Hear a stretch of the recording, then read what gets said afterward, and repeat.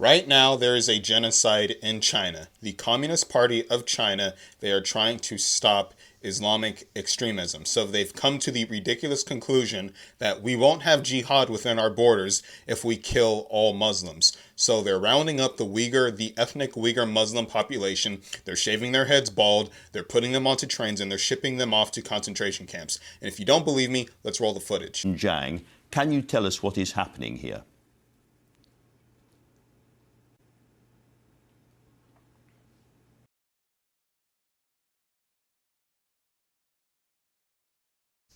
Please tell me how what you saw is any different than what the Germans did to the Jews during the Nazi Germany times. You can't. That scenery was virtually identical. So what goes down in these concentration camps? Well, the Uyghur Muslims are given one of two choices. Choice one, renounce Allah, renounce your faith. So instead of praying to Allah, you pray to the state, you pray to Xi Jinping, you pray to the Communist Party of China. If you refuse, this is where choice two comes in.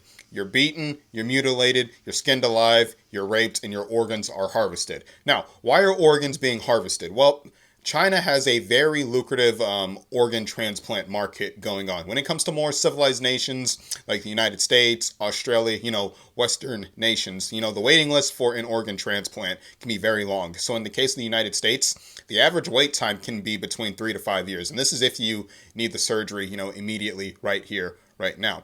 So what rich people do is they say, I'm not going to wait 3 to 5 years. I'm just going to go to China where the wait list is a week or a month, and I'm going to go there, get that life-changing surgery, and move about my day. So what China will do is they'll involuntarily, take the organs of political prisoners and the Uyghur Muslims that they're obviously trying to exterminate. And honestly, it's just disgusting because right now China has over 500 concentration camps active. And again, what they do here is they beat people, they rape them, they skin them alive, they harvest their organs. And this is even with people who renounce Allah and say, Allah isn't worth going through all of this torture. If the prisoners break any arbitrary rules, if they make contact with another prisoner, if they talk to another prisoner, or if they look at a guard wrong, again, they're beaten, they're skinned alive, they're raped, organs are harvested. So just all types of crimes against humanity occurs at these concentration camps. And when you confront China about these crimes, they act like you're crazy and they act like it's not happening. And if you don't believe me, let's roll the footage. This is almost certainly over northern China, over Xinjiang. Can you tell us what is happening here?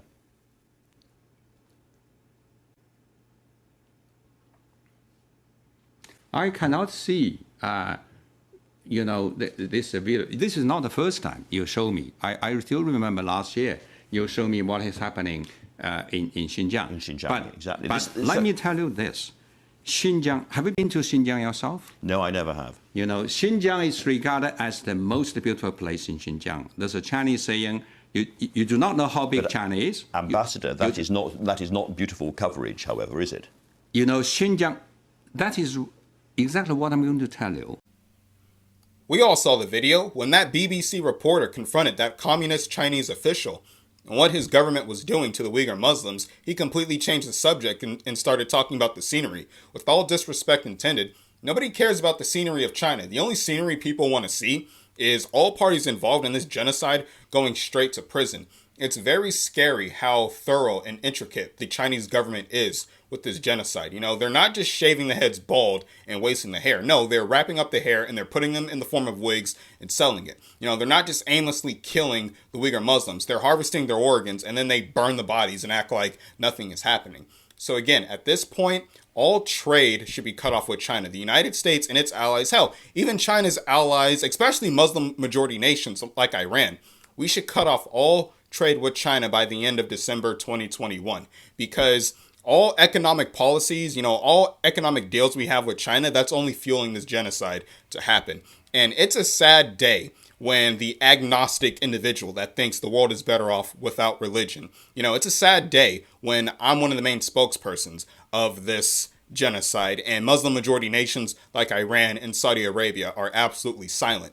And this isn't just happening to Uyghur Muslims. This is also happening to Chinese Christians and Buddhists and all other religious groups, because the communist Chinese, they're very egocentric. They only want people praying to their party. They don't want anybody else praying to anything else but the Communist Party of China. And so honestly, I get really upset sometimes when people want to act like Donald Trump is the threat to humanity and he's the existential threat to democracy. Listen, there's a lot of issues with Donald Trump, don't get me wrong, but to compare Donald Trump to Hitler, when Xi Jinping and the Communist Party of China are literally doing a genocide that's virtually identical to the Holocaust. I'm sorry, you got me unequivocally fucked up, all right?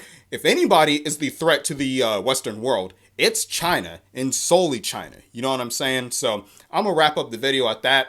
Like, subscribe, and please share this video, because I think the main reason why this genocide is happening is because a lot of people are just completely unaware of this, monstrosity, of this crime against humanity. So like, subscribe, and please share the video for everybody in the world to see, because this needs to stop yesterday. You know what I'm saying? So I'm gonna leave it at that. See y'all later.